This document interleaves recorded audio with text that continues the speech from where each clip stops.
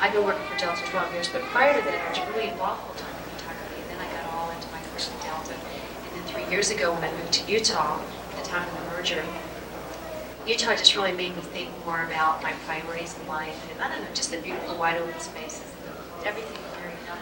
And that's when I got back into the arts. And then I've been studying pretty much full-time for the last year down at Salt Lake Arts and Project.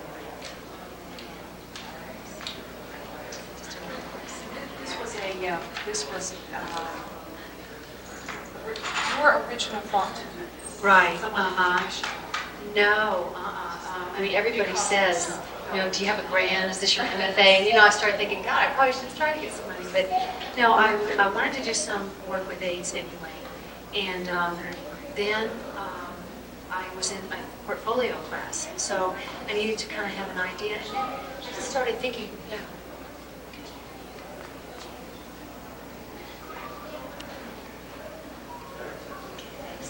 That she knew to warn them.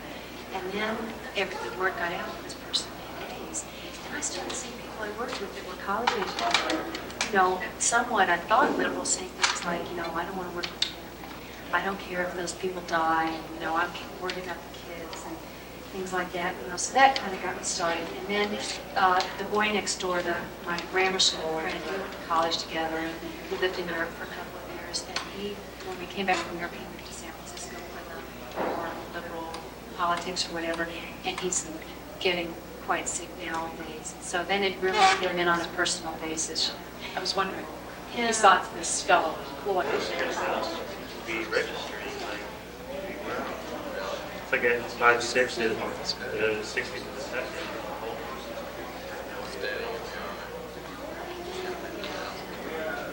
Yeah. Yeah. Free, essentially, and she was not practicing safe sex at all. And she said to me, you know, I don't like safe sex. Because I live in Utah. You know, it won't happen to me here, was kind of the attitude, you know, that we have. And in a way, we are safer, and we do have a low caseload compared to downtown LA or something, you know. But it's not to the point where people need to just go and watch this video. Yeah. So those are the factors. okay. Are you going to be back? Sure, this is an unusual situation. Usually, artists and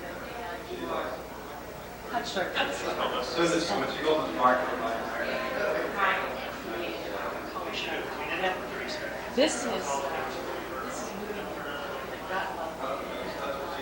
It's different from that. And it must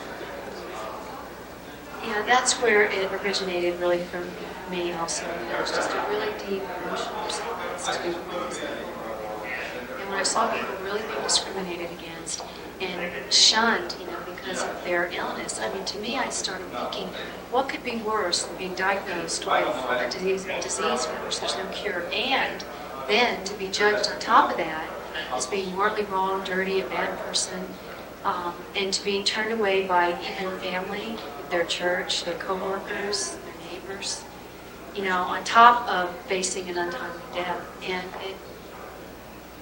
it upset me, you know, and I just thought that maybe if I collected or created this group of images, that people could first of all see that yes, AIDS has happened here in Utah, you know, face to face with the people that it's affected, and that these are people that need love and support and acceptance, just as any other person, you know, who may be physically or spiritually or emotionally ill or in trouble.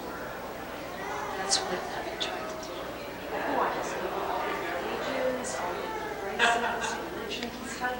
Yeah, I really wanted to portray the person just as these are human beings that need this love and support. And so I tried to present a total cross-section from infants that are with AIDS to grandmothers who are affected by someone in their family being HIV positive. And just the whole gamut of A to Z, that it's not, no one is immune, and that this is an issue that everybody could be potentially or is affected by.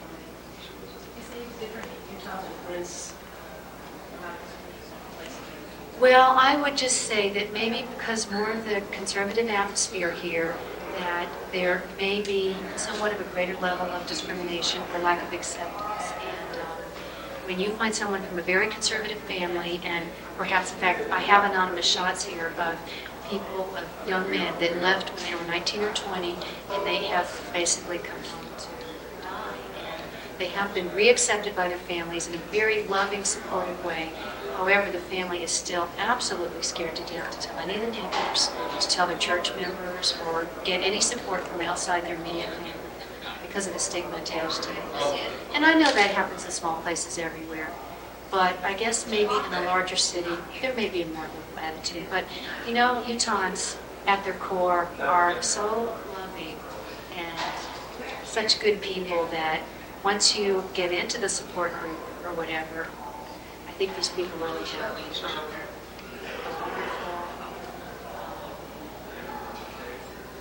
atmosphere in which to live fulfilling the rest of their lives that are most fulfilling.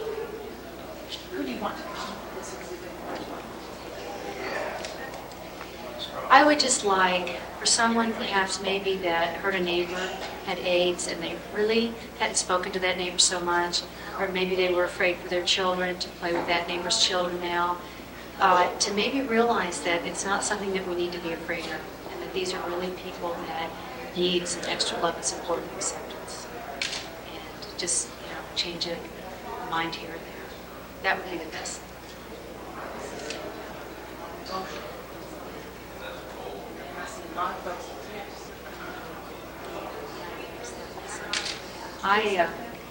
Well, I didn't, you know, people have said to me, you know, why don't you just go up in the mountains and take pretty pictures, Cheri? Why do you have to do this? And then I had other people say, you know, I could never do that. You know, I could never get that close to these people. And one-on-one, you know, I was really fine. And I would get really involved. I mean, there's people in there that I've developed wonderful friendships with. But it wasn't until I laid some of them out and had the statements lined up, and I kind of saw more of the massive untimely death from the epidemic. It just sort of hit me all at once. Oh my God, all these people. And then it really got to me too. And the statements, I guess you read, you know, what some of the people have written is incredible. And I mean, I got the last statement yesterday in Federal Express because it's been really hard. I mean, to say to somebody, you know, could you write about what living with AIDS is about? To write that in one page. And I don't think the statements could stand alone with the photographs. I think that we really come together to show people what an intimate view of the life of One more question. Was it hard to talk these families into this? There were a couple people that, you know, were afraid, and that was fine. I didn't want to push anybody, but it seemed that the people that I found were just at the point of wanting to come forward, and it was like a transformation experience for them, and also for me, really. But for them to write about their situation, to get in front of the camera, and the anonymous ones to trust me that I would hold their photographs anonymously and print them anonymously.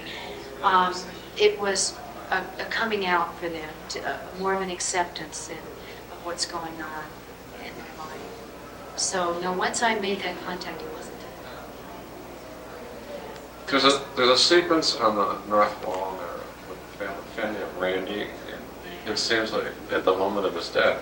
Yeah, Randy there's two families that I've become really particularly close with, the hemophiliacs, the mules, and Randy's family. I started off photographing his brother in his office, and when he's clutching himself there, he's going, my God, my brother is dying. And then I went through when Randy was first admitted long-term to the hospital, and then the final photograph is after Randy's death, when he preferred to be cremated and leave his ashes there. So there has been an incredible transition for them. And the way that they all drew together to help him and support each other was beautiful. For them to allow me into that intimate moment in their lives, I'm just so grateful for the change of experience. Thank you. Okay.